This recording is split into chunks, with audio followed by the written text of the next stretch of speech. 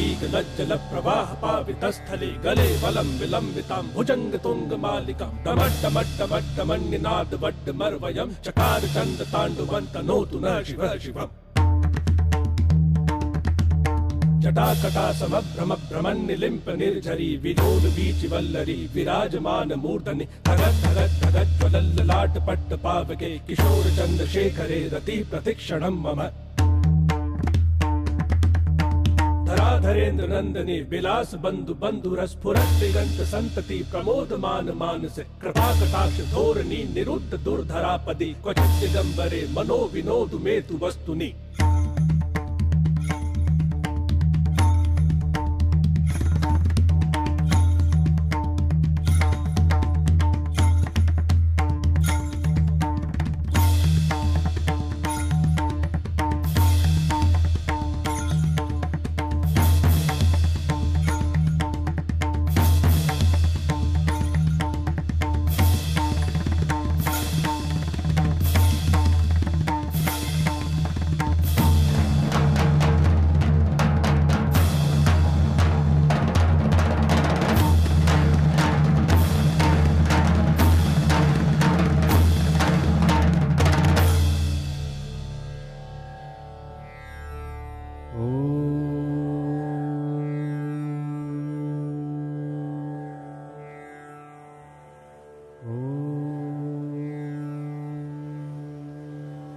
जय सोमनाथ। मैं हूं सागर, अनंत, असीमित और सनातन। हजारों सालों से सोमनाथ मंदिर का साक्षी हूं। इतने वर्षों में क्या क्या घटा, मैं आप सबको बताऊंगा। मैंने प्रभास क्षेत्र की इस पावन धरती को हजारों सालों से स्पर्शा है। इस धरती के देवता सोमनाथ की हर उछलती झिलमिलाती लहर से पूजा की है। सदियों से मैंने अपनी लहरों के संगीत से भगवान सोमनाथ की महिमा को गाया है। भगवान सोमनाथ के इस भव्य मंदिर का वैभव मैं सदियों से देखता आया हूं। और दुख की बात यह है कि मैंने इस वास्तु का बारंबार होता विनाश भी इन्हीं लहरों की नजरों से देखा है। सर्जन और विसर्जन का तांडव मैं हजारों सालों से देखता आया हूं। शिव भगवान की स्तुति करते करते मैं तो भूल ही गया। क्या आप जानते हैं इस प्राचीन मंदिर को किसने बनाया? यूं कहिए कि एक दिव्य शक्ति के द्वारा इसका प्रारंभ हुआ। पौराणिक कथाएं कहती हैं कि चंद्रमा, जो मेरे ही मंथन से निकला रत्न है, 27 नक्षत्रों के पति थे। ये 27 नक्षत्र दक्ष प्रजापति की कन्याएं थीं, लेकिन चंद्रमा को उन सब में रोहिणी से विशेष प्यार था। 26 सौतनों की जलन से चंद्रमा को पीड़ा तो होनी ही थी। चंद्रलोक की प्रथा ये थी कि हर रात सारे नक्षत्र एकत्रित होते और चंद्रमा का स्वागत करने के लिए सिद्ध रहते। इसी प्रकार एक सुंदर सी रात आई और पूरा तारांगण नक्षत्रों से भर गया। इनमें अनुराधा, कृतिका, चित्रा और मघा मुख्य रूप से आगे थी। बहन चित्रा, आओ ना, मैं कब से तुम्हें ढूंढ रही हूँ। कहाँ थी तुम? यही तो हूँ अनुराधा। मेरे साथ कृतिका और मघा भी आई हैं। हम सब तुम्हें ही लेने आ रहे थे। चंद्रदेव पधार रहे हैं। हम सबको मिलकर उनका स्वागत करना है ना। हाय री, कैसा स्वागत? चंद्रदेव तो कब के पधार चुके हैं। वो तो हर दिन की तरह उनकी प्रिय रोहिणी के साथ रंगरलियां मना रहे हैं। देखो ना, लगता है हमें अपने पिता दक्ष प्रजापति से इस अन्याय का उपाय पूछना होगा। ये लो, पिताश्री आ ही गए। कृतिका, तुम कुछ कहो ना। पिताजी, हमें ये अन्याय कब तक सहना होगा? चंद्रदेव तो केवल रोहिणी के साथ क्रीड़ा मग्न रहते हैं। हमारी बारी तो आती ही नहीं। हाँ हाँ, कितनी बार मैंने अपने जामाता चंद्रमा से इस बात की चर्चा की है, लेकिन वो तो मेरी बात को अनसुनी ही कर रहे हैं। चंद्रमा का कर्तव्य है कि वो सारे 27 नक्षत्रों को समभाव से स्वीकार करे, परंतु ये देखो, चंद्रमा ही पधार रहे हैं। जामाता चंद्रमा, मैं तुम्हें कैसे समझाऊं कि 27 नक्षत्र मेरी ही कन्याएं हैं। उनकी उपेक्षा करके तुम केवल रोहिणी को ही महत्व दे रहे हो। मेरी कन्याएं इस बात से दुखी है। मुझसे उनकी पीड़ा देखी नहीं जाती। उनको पीड़ित करके तुमने मुझे क्रोधित किया है। मैं तुम्हें श्राप देता हूँ कि तुम्हारा क्षय हो और तुम आकाश से सदा के लिए लुप्त हो जाओ। बेचारा मेरा चंद्रमा। इस तरह दक्ष प्रजापति के श्राप से वो दिन दिन क्षीण होता गया। चंद्रमा का क्षय हुआ, कुम्हला गई सारी धरा, अंधकारमय हुआ जगत, स्वर्ग भी था डरा डरा। पृथ्वी की इस दयनीय अवस्था को देखकर देवतागण चिंतित हुए। सबने मिलकर दक्ष से चंद्रमा को श्राप मुक्त करने की विनती की। दक्ष ने उनकी विनती मान्य तो कर ली, परंतु कुछ शर्तें अवश्य रखी। चंद्रमा, तुम अब तो सारी तारिकाओं को न्याय दोगे ना? मैं देवताओं की इच्छा के कारण तुम्हें श्राप मुक्त कर तो रहा हूँ, परंतु मेरी शर्त याद रहे। तुम्हें पावन प्रभास तीर्थ में हिरण्य, कपिला और सरस्वती के त्रिवेणी संगम में स्नान करके भगवान शिव की आराधना करनी होगी।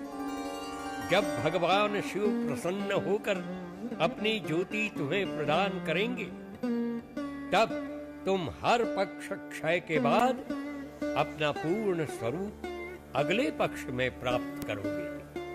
पश्चाताप करते हुए चंद्रमा ने यही किया। संगम में नित्य स्नान करके वो प्रार्थना करते, हे शिव, हे सोमनाथ, मैं आप ही की जटा का भूषण चंद्र हूँ। मुझे क्षमा करें। मैं यहाँ रहकर लाखों बार मृत्युंजय मंत्र का जाप करूंगा। ओम त्र्यंबकं यजामहे सुगंधिं पुष्टिवर्धनम् उर्वारुकमिव बन्धनात् मृत्योर्मुक्षीयमामृतात्। ओम त्र्यंबकं यजामहे सुगंधिं पुष्टिवर्धनम् उर्वारुकमिव बन्धनात् मृत्योर्मुक्षीयमामृतात्। कहा जाता है कि चंद्रमा आज भी त्रिवेणी संगम में काली अंधियारी रातों में स्नान करते हैं और उनका वैभव और सौंदर्य पूर्ण होने लगता है। पुराण कहते हैं कि चंद्रमा ने सोमनाथ का पहला स्वर्णिम मंदिर बनाया। हर दिन पूजा के लिए वो सरोवर से हजारों कमल लाते। सोमनाथ के मंदिर की कीर्ति बढ़ती गई और प्रभास तीर्थ भारत के सबसे पवित्र ऊर्जा क्षेत्रों में माना गया। ऋग्वेद में भी मंदिर की महिमा कही गई। यत्र गंगा च यमुना यत्र प्राची सरस्वती यत्र सोमेश्वरो देवः तत्र मामृतं क्रुधि इंद्रायेन्दो परिस्रव।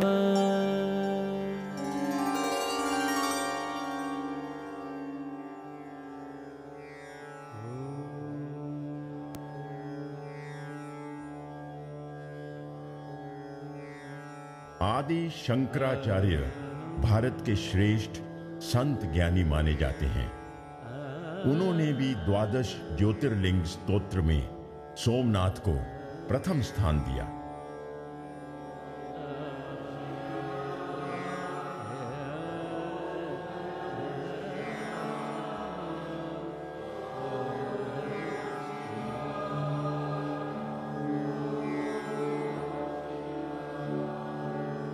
सौराष्ट्रे सोमनाथं च श्रीशैले मल्लिकार्जुनम् उज्जैन्यां महाकालम् ओंकारं अमलेश्वरम्।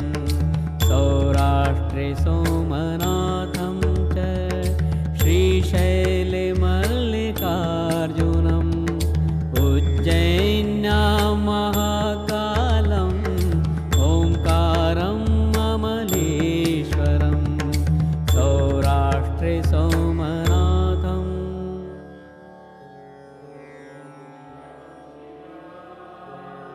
सत्य वचन है, सोमनाथ ज्योतिपूर्ण देवता है। इस तरह सोम और शिव का यहां सुंदर मिलन हुआ और भगवान शिव के अनेक नामों में चंद्रमौली, चंद्रचूड़, चंद्रशेखर और सोमनाथ भी गिने गए।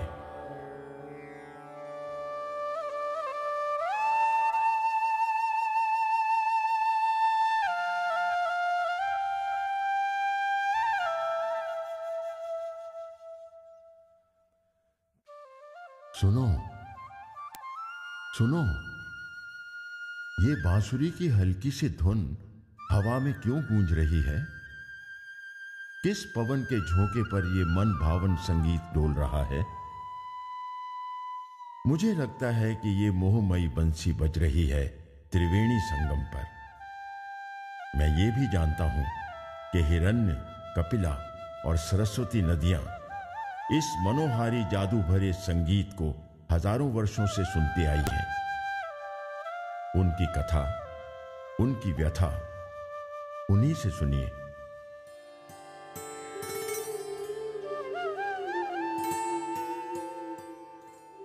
बहन कपिला, सरस्वती, श्री कृष्ण भगवान की बांसुरी हमारी बहती धाराओं में हजारों सालों से गूंज रही है।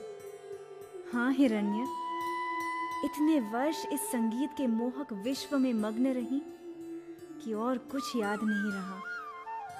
हमारे जल के हर बूंद में बांसुरी की धुन बजती रही। हमारे तट और ये भूमि भगवान श्री कृष्ण के सानिध्य से पुनीत हुए। और क्या कहूँ कपिला, यहाँ आने वाले हर यात्री और हर भक्त के हृदय पर इस संगीत का प्रभाव है। मिट्टी के हर कण में यही संगीत भरा है। क्या तुम नहीं जानती कि श्री कृष्ण, बलराम और सारे पांडव सोमनाथ मंदिर में अनेक बार आए थे? हाँ, मुझे याद है। मुझे याद है कि अपना अवतार कार्य समाप्त होने पर श्री कृष्ण और बलराम मेरे ही तट पर आए थे। मैंने गीरबंद से लाए हुए शीतल जल से उनके चरण कमलों को पखारा था। लेकिन हाय, उस दुखद दिन को भी याद करती हूँ जब श्री कृष्ण मेरे तट पर विश्राम कर रहे थे और जरस नाम के व्याघ्र ने उन्हें मृग समझकर अपने विष बाण से आहत किया था। वे पावन चरण जिनके स्पर्श के लिए यमुना की धारा उफन पड़ी थी, वे पवित्र चरण जिनका योगी और साधक सदियों से ध्यान करते हैं, वे चरण कमल एक सामान्य व्याघ्र के बाण से आहत हुए। उस पीड़ा को सहते हुए श्री कृष्ण थोड़ा अंतर चले और मेरे तट पर अश्वत्थ वृक्ष के तले लेटे रहे।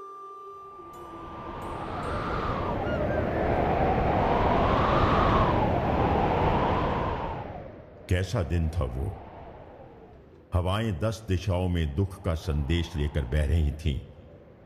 वृक्ष पीड़ा से हिल गए थे, मानो सारी सृष्टि आने वाले विरह के क्षणों से भयभीत होकर सुन्न खड़ी थी। और फिर वो अभागा क्षण आ ही गया। श्री कृष्ण ने हिरण्य के तट पर शेषनाग की गूंजती फूंफकार सुनी।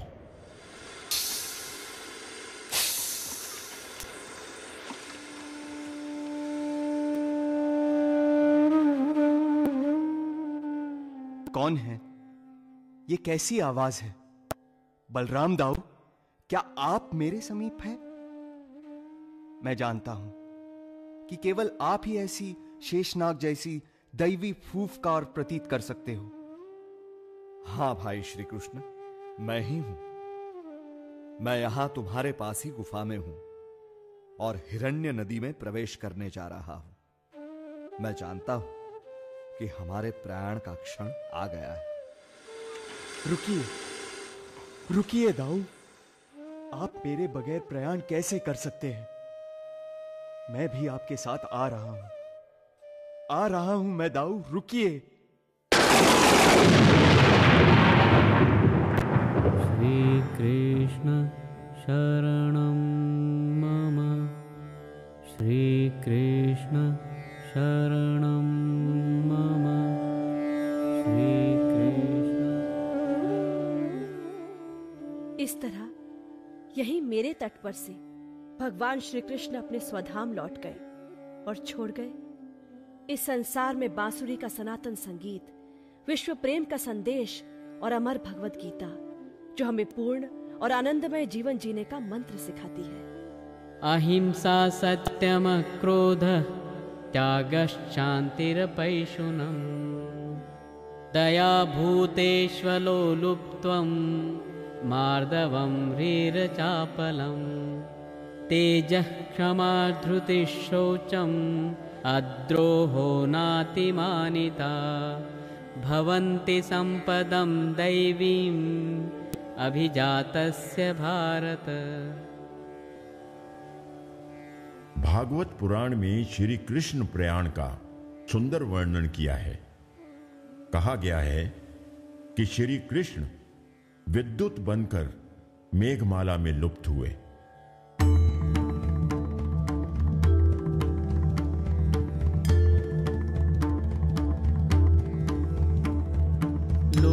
लोकाभिरामां स्वतनुं धारणाधानमङ्गलं, योगधारणया अग्नेया अदग्ध्वा धामा विशत्स्वकं, लोकाभिरामां स्वतनुं धारणाधानमङ्गलम्।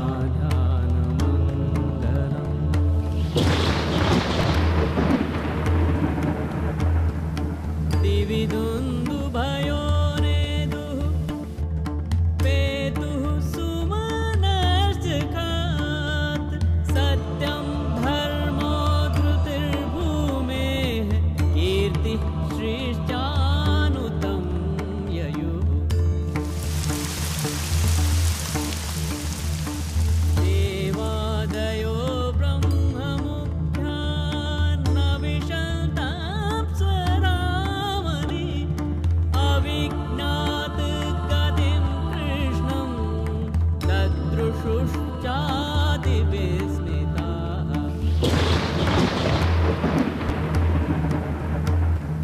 सौदामन्या यथाकाशे यान्त्याहित्वा प्रमण्डलं, गतिर्न लक्ष्यते मर्त्यैस्तथा कृष्णस्य दैवतैः, गतिर्न लक्ष्यते मर्त्यैस्तथा कृष्णस्य दैवतैः।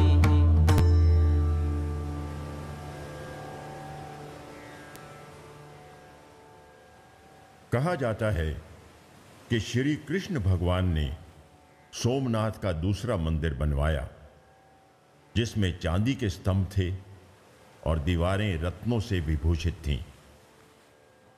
इस तरह इस पवित्र प्रभास तीर्थ में शिव और कृष्ण एकत्रित हुए। हर और हरि की यहां पूजा होती रही। नटराज और नटवर दोनों की पूजा आज भी पारंपरिक रीति से यहां होती है। लाखों यात्री आज भी हर वर्ष यहां आते हैं।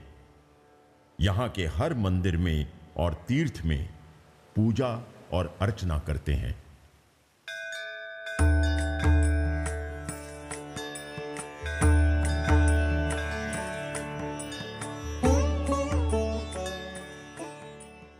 तो यही है सोमनाथ का प्रसिद्ध मंदिर। इसका 7 मंजिलों वाला शिखर 155 फीट ऊंचा है। ऊपर से ध्वजदंड 31 फीट ऊंचा है। दंड पर डमरू और त्रिशूल विराजमान है। देखो देखो, मंदिर के आसपास और भी देवालय हैं। इनको शिव पंचायतन कहते हैं। उस तरफ देखो, ये तो माता पार्वती का मंदिर है। प्रवेश द्वार के पास देखो, ये साक्षी गणेश का स्थान है। हम यात्रियों को पहले भगवान गणेश का दर्शन करना होता है। फिर यहाँ देखो, रुद्र हनुमान का मंदिर है। शिवलिंग के सामने शिवालय में नंदी भी है। और इस तरफ देखो, नियति का एक चमत्कार खड़ा है। ये छोटा खंबा, दुनिया में ये एक ही स्थल ऐसा है जहाँ से सागर सीधे दक्षिण ध्रुव को छूता है। सागर के इस किनारे से वहाँ तक कोई भूमि नजर नहीं आती। पास ही त्रिवेणी संगम है। नदियों के तट पर भालका तीर्थ और देहोत्सर्ग जैसे पावन स्थान हैं। यहीं से भगवान श्री कृष्ण स्वधाम पधारे थे। प्रतिवर्ष आने वालों की भीड़ बढ़ती जा रही है, परंतु ये कोई नई बात नहीं है। युगों से यही रीति चली आई है। प्रभास क्षेत्र कला, विद्या, नृत्य, संगीत हर क्षेत्र में अग्रणी रहा है।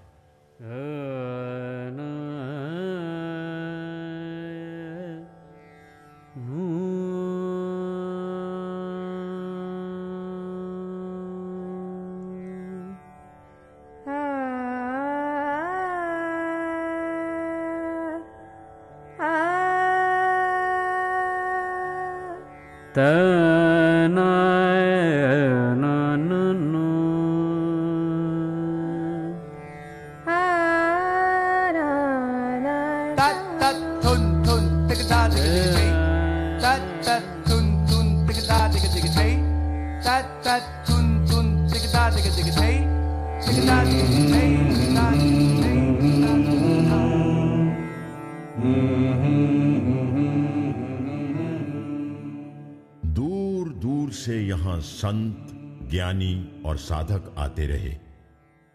इन्हीं में थे ऋषि वैशंपायन, सर्व वेदों के ज्ञानी, और ऋषि याज्ञवल्क्य।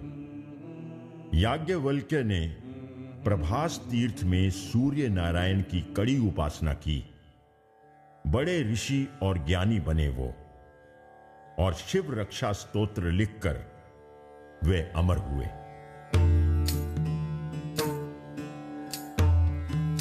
चरितं देवदेवस्य महादेवस्य पावनं। चरितं देवदेवस्य महादेवस्य पावनम्। अपारं परमोदारं चतुर्वर्गस्य साधनं। चरितं देवदेवस्य महादेवस्य पावनम्।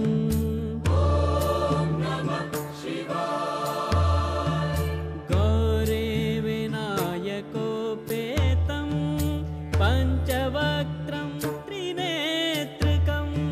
शिवं ध्यात्वा दशभुजं शिवरक्षां पठेन्नरः।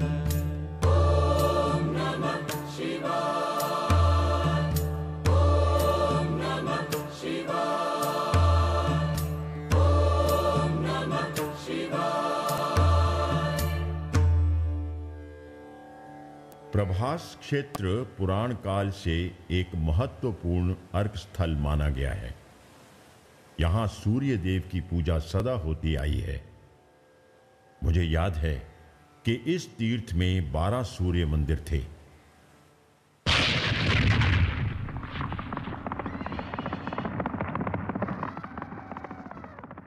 परंतु ये ज्ञान, कला, अध्यात्म और हर तरह के वैभव का सुनहरा युग एक दिन अचानक खत्म हुआ। जैसे कोई विनाशक बवंडर आया और सोमनाथ की कथा एक काला पत्ता बनकर रह गई। इतिहास ने ऐसी भयानक करवट ली कि एक ही दिन में सोमनाथ के वैभवशाली युग का कुछ ही क्षणों में विनाश हुआ। सन 1026 के जनवरी की 6 तारीख को मोहम्मद गजनी सिंध होते हुए मोढेरा आया और वहां से सोमनाथ पहुंचा। सोमनाथ के ऐश्वर्य के बारे में उसने बहुत कुछ सुन रखा था। अपनी सेना को लेकर उसने सोमनाथ को लूट लिया, उजाड़ दिया। कुछ ही दिनों में ये पुरातन शिवालय भयानक खंडहर बनकर रह गया। मोहम्मद गजनी ने 50,000 वीरों को मार डाला। हजारों ने इस लड़ाई में आत्मबलि दी और प्राण देकर मंदिर की रक्षा करने का जी तोड़ प्रयास किया, परंतु वे कुछ न बचा सके। सोमनाथ और प्रभास क्षेत्र एक सपना बनकर रह गए और मैं, सागर, इस डरावने दृश्य को हतप्रभ निराश